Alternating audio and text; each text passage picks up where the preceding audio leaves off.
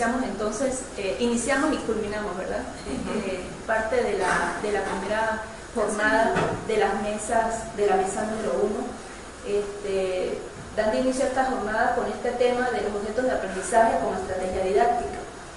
Y bien, en esta oportunidad hemos venido acá a mostrarles esta herramienta que es una alternativa en el campo educativo, como lo son los objetos de aprendizaje. Y mucha gente se pregunta realmente qué son estos objetos de aprendizaje y en qué nos pueden servir, y cuál es la diferencia que existen entre ellos y todos los demás recursos educativos que hoy en día están ahogando todo el campo educativo.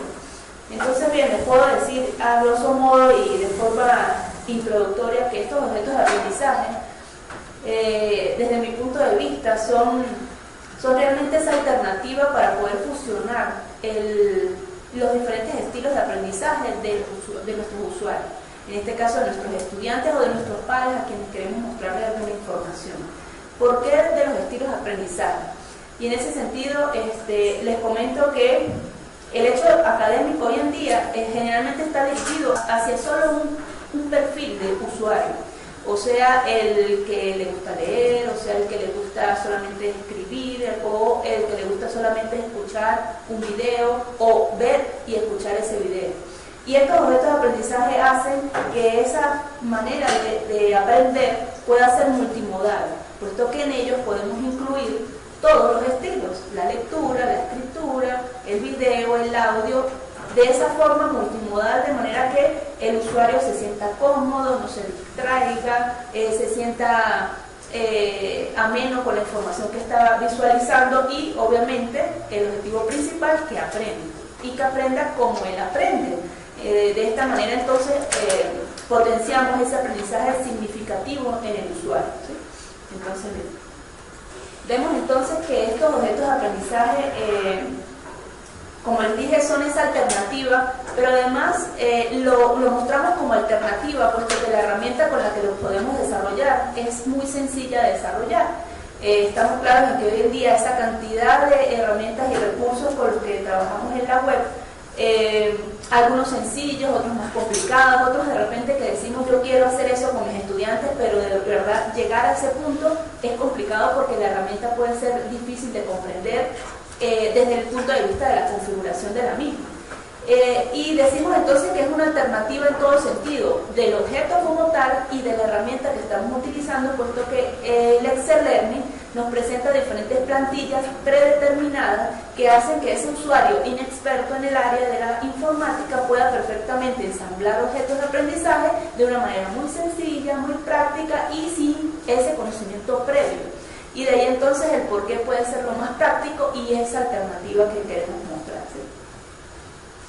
Y les mostramos entonces este concepto básico de lo que es el objeto de aprendizaje. Ven que la presentación está basada en ese juego de Legos que desde niños tuvimos, o bueno, que nuestros hijos hoy en día tienen. Y mostrarles entonces de dónde viene el concepto. Se dan cuenta entonces que está apoyado tanto en la metáfora del Lego como en la metáfora del átomo. Cuando vemos un solo Lego, vemos que ese Lego tiene características particulares. Tiene una forma, tiene un color, tiene un volumen, tiene una estructura, me muestra algo como individuo, ¿sí? Y cuando lo vemos entonces apilado, vemos que entonces tiene otra forma, muestra otra estructura, tiene diferentes colores y tamaños, y muestra un concepto más amplio. De ahí entonces el por qué lo extrapolamos al concepto académico y vemos entonces que ese Lego individual es esa unidad temática específica, ese concepto básico que yo le quiero hacer llegar a mis estudiantes, mostrándoselas de todas las alternativas desde ese foco multimodal que comentaba hace rato, y cómo entonces al fusionarlo con otros Legos, con otros contenidos, me genera una unidad académica, me genera una asignatura, me genera toda una cátedra.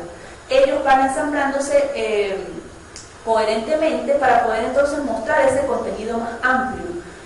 Ahora bien, el concepto entonces del Lego me muestra que partiendo de pequeñas unidades de conocimiento yo puedo hacer que el aprendizaje sea mucho más significativo en el usuario, pero si eso está organizado adecuadamente, de una manera, de una forma coherente, yo puedo entonces unir varias unidades temáticas para poderles mostrar ese otro contenido y que cada una se manejen de manera individual, pero que en conjunto me muestren una macroestructura del material que les estoy mostrando.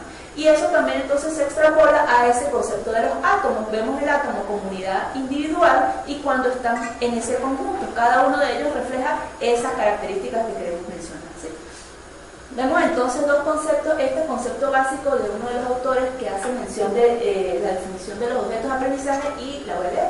Dice, un objeto de aprendizaje es una entidad digital o no digital que puede ser usada, reusada o referenciada durante el aprendizaje apoyado por las tecnologías.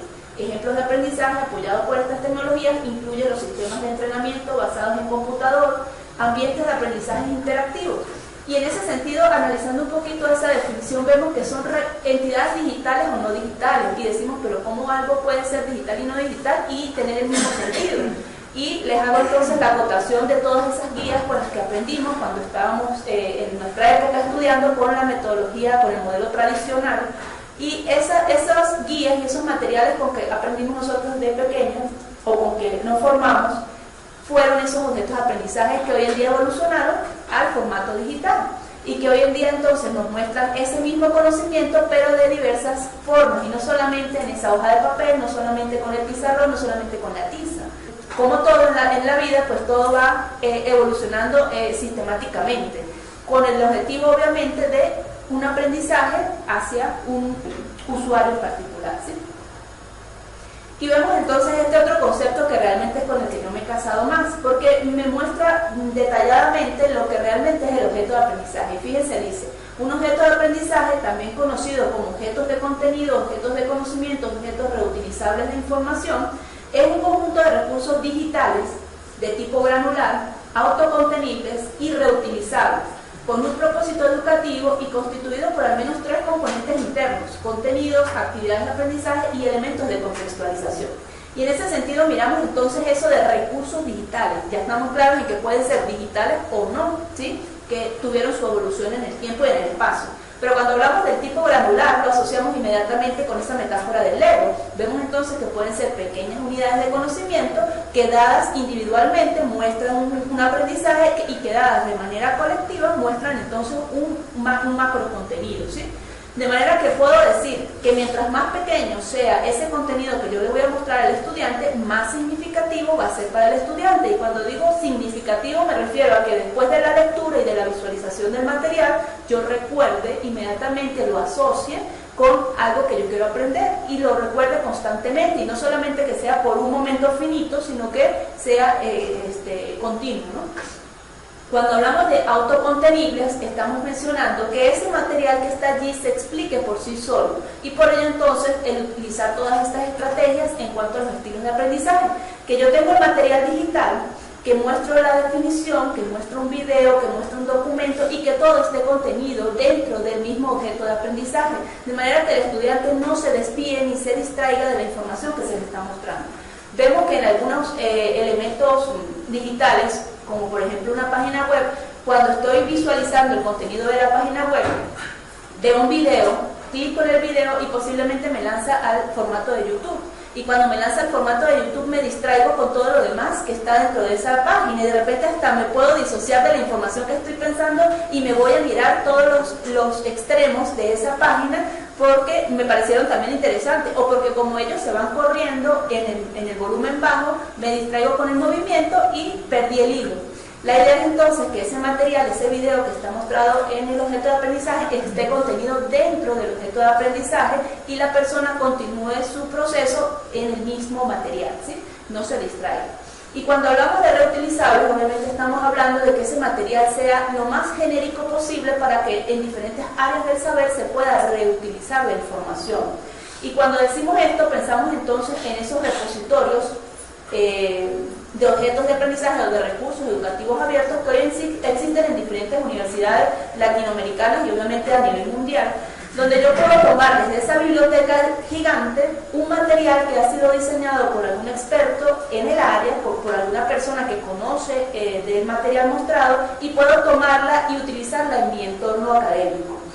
Obviamente esto conlleva los derechos de autor, los problemas de licenciamiento y la herramienta Excel Learning ya tiene dentro de su estructura una de las diferentes fases del licenciamiento bajo licencias Creative Commons, de manera que usted puede inmediatamente al crear el material decir si usted lo quiere compartir o no, y le coloca una licencia.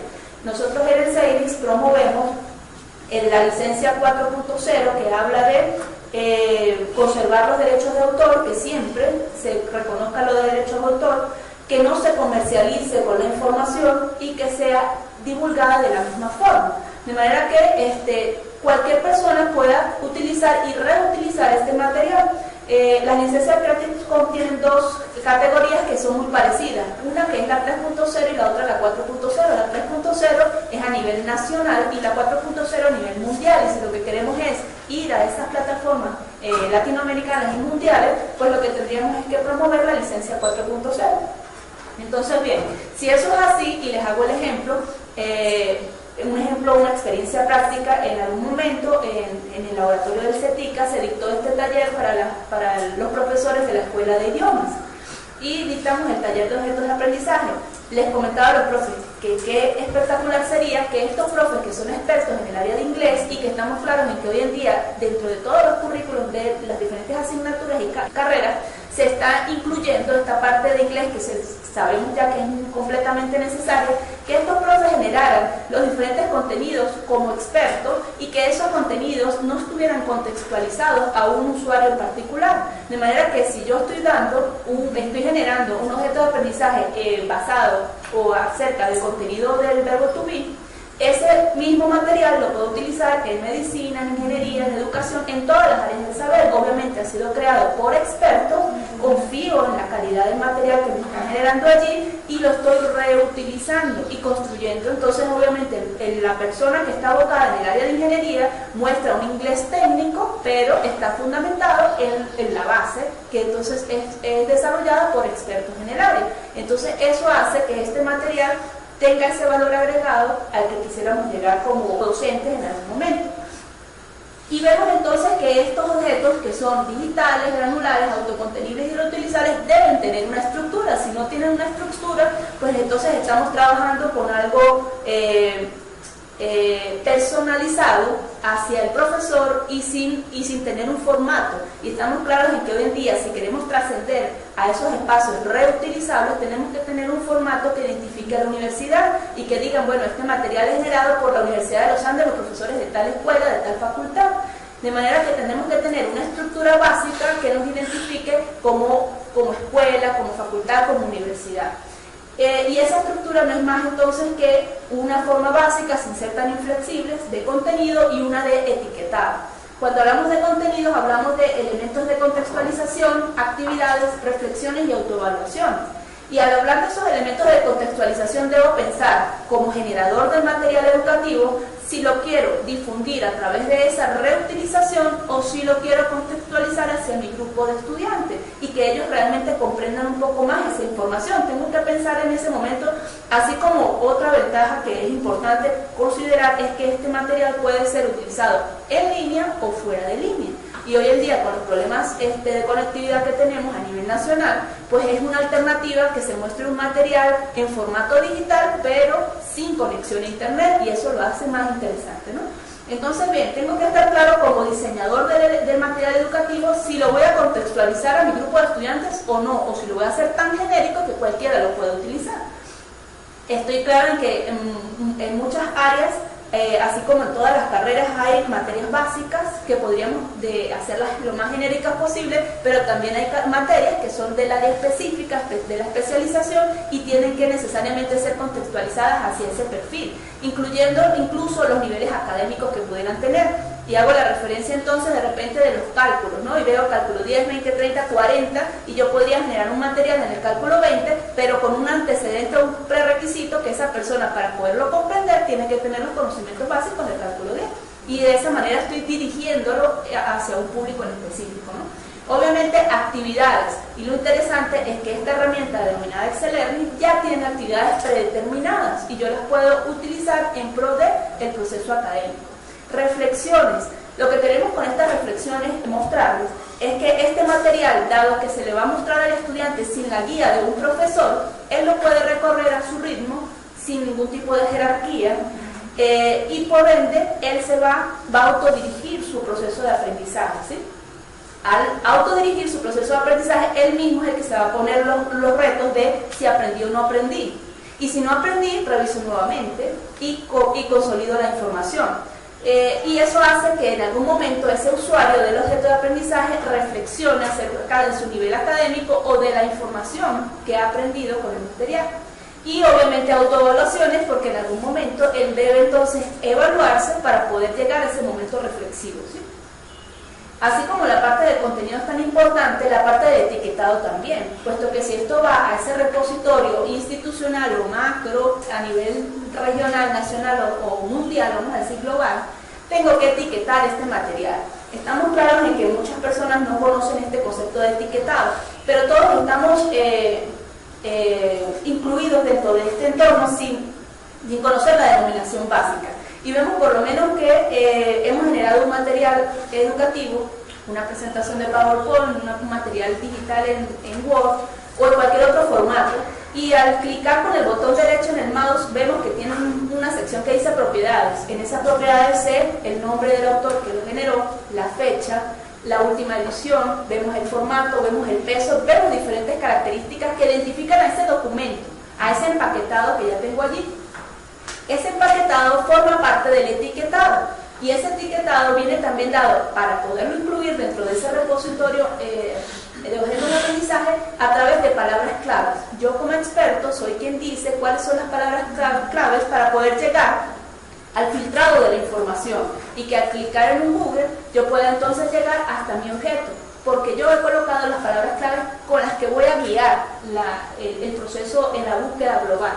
Obviamente de un objetivo, de un nivel, de diferentes prerequisitos. Yo también voy a decir, esto es para cálculo, para los de cálculo 20, y voy entonces armando ese filtrado. El autor, la fecha, el tipo de lenguaje. ¿Por qué el tipo de lenguaje? La herramienta es tan didáctica que me muestra incluso diferentes versiones de los idiomas. Yo puedo desde el principio configurar el objeto de aprendizaje en más o menos 30 idiomas y poder entonces mostrar el material que yo estoy tecleando en esos idiomas. Y hace que entonces no limitarme hacia una comunidad latinoamericana, sino ir mucho más allá hacia la comunidad global, ¿no? La versión, y al hablar de la versión también me parece importante mencionarle que si yo estoy desarrollando este material lo más genérico posible para llevarlo a ese repositorio global, yo debo trabajar con una versión 1, ¿verdad? Soy la creadora del material, pero si alguien lo descarga y quiere adaptarle más contenido a esa información porque la información que tiene es más amplia, yo, considerando los derechos de autor que ya mencionamos, que fuera reconocido el autor, que no se comercialice y que se divulgue de la misma forma, puedo generar una versión 2, conservando esos derechos del autor original y poder crear un material mucho más extenso, mucho más interesante, pero contextualizado hacia un usuario específico, ¿sí? Bien, les muestro entonces una breve de lo que es esa herramienta, el Excel Learning. Esa herramienta es una herramienta de código abierto. Es interesante porque me genera el material en diferentes formatos. Y vemos entonces que uno de los formatos que me genera dice páginas web navegables. Yo voy a generar una página HTML en formato navegable donde exista interacción, pero ojo, si yo incluyo videos, necesito conexión a internet. Si yo descargo el video y lo subo al material, lo puedo ver sin conexión a internet. Entonces ahí está lo interesante y lo dirigido hacia un usuario en específico, hacia una comunidad en específica. El mejor ejemplo que les puedo dar, bajo una experiencia personal, es un grupo de estudiantes que trabajaron conmigo en la maestría de tecnología educativa en la UNEFA, y ellas daban clases en una comunidad denominada El Cambur, por allá por Chihuahua. Y las muchachas tenían solamente el apoyo de la Canaimita para poderle darles a sus niños sus clases, y obviamente los programas que venían en la Canaima. Pero no más de eso, y sin conexión. Entonces, claro, como todo está ahí en la Canaima, pues no había ningún problema en que los niños interactuaran con el material.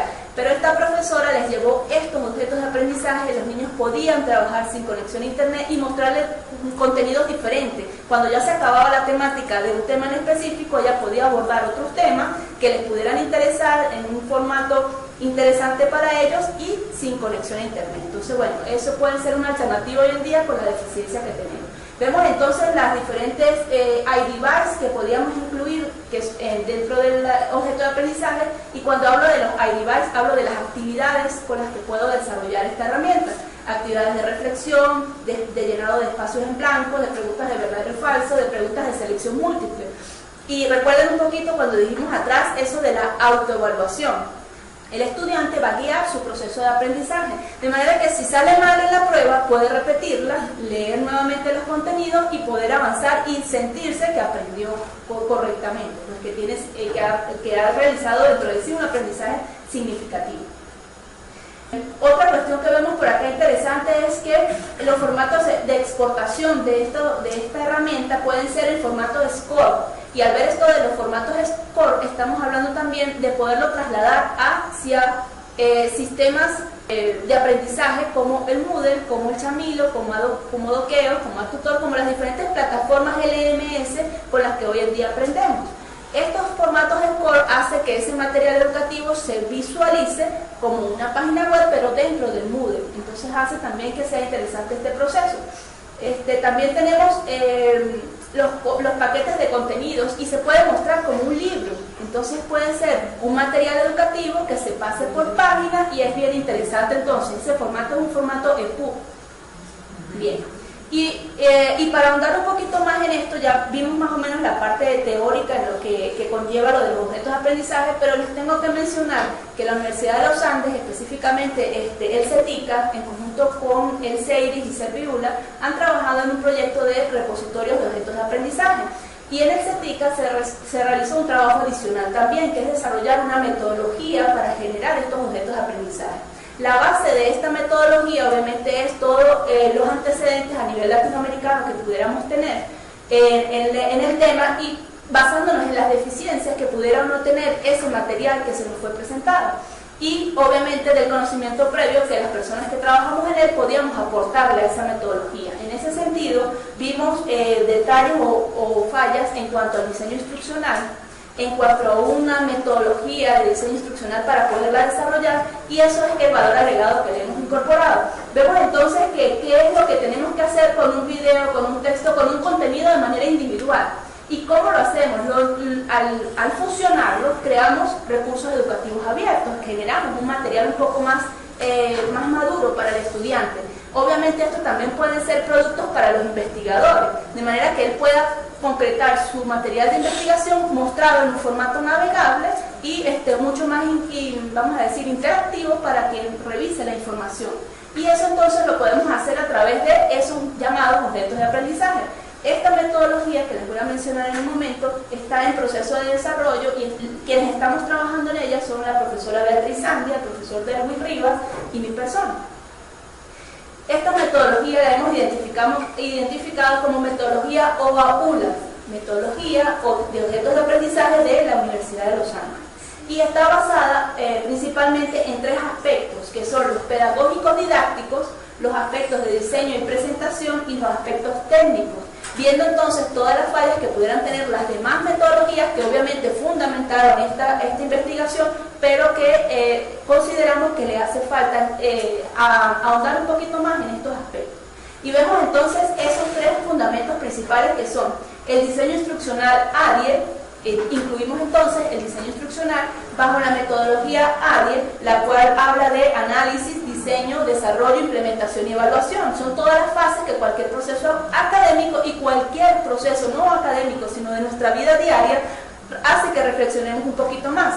Es inevitable el abordar algún problema y hacer un diagnóstico de la situación, poder planificar qué es lo que queremos hacer, desarrollarlo como tal, implementarlo y obviamente después evaluarlo. Son cosas que vemos en nuestra vida diaria, en cualquier temática, que no nos damos cuenta que está pasando por todas esas fases, y que esto lo que hace es mostrarnos de una forma más armada, vamos a decir, más fusionada, cada una de estas fases extrapolada al campo académico.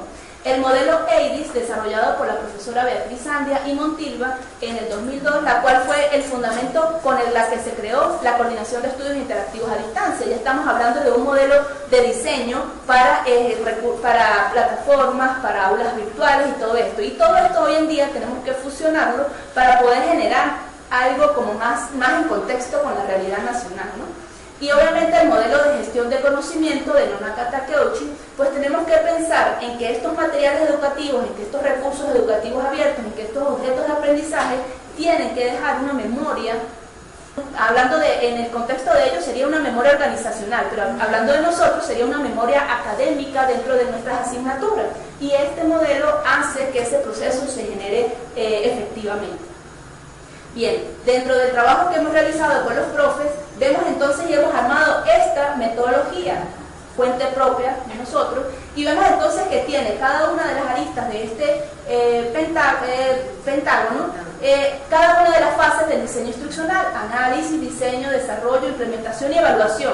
Aparte de eso, el modelo de EIDIS de la profesora Beatriz estaba apoyado en un sistema de un pentágono con cada una de sus fases en función de una guía de estudio.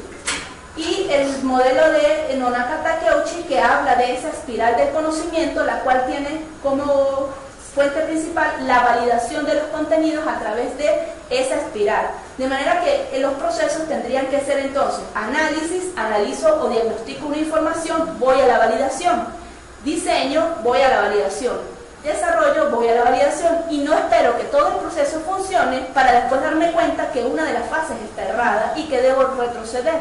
Esto hace que el resultado sea más óptimo y más rápido, ¿sí? Y bien, para finalizar les puedo comentar entonces que esta metodología garantiza la incorporación de las dimensiones tecnológicas, pedagógicas y de diseño de los objetos de aprendizaje. Esa espiral de conocimiento permite que estas ideas iniciales sean representadas simbólicamente para luego someterse a un proceso lógico, sistemático, consistente, que conlleva la formulación de un modelo como tal. Nosotros podríamos crear estos objetos de aprendizaje en cada una de nuestras temáticas o en cada una de nuestras asignaturas, haciendo que se genere toda esa fusión del diseño instruccional, el modelo EIDIS, el modelo de gestión de conocimiento, y asegurando que realmente va a existir un aprendizaje significativo en ese usuario final, que es nuestro estudiante o nuestros pares en el ámbito de la investigación. Esta metodología y este modelo de objetos de aprendizaje se sustenta entonces en la transformación del conocimiento, donde el conocimiento tácito de los profesores, el conocimiento previo que tenemos en nuestros saberes, se transforma en explícito a través de un producto, que es ese objeto de aprendizaje que estamos socializando con nuestros pares y que obviamente va a trascender entonces los muros incluso de la web, pasando entonces a esa posibilidad de poder mostrarse tanto en el formato web como en el formato fuera de línea, ¿sí? Y bien, les presento entonces el curso de objetos de aprendizaje que dictamos en el 6. Las inscripciones están abiertas.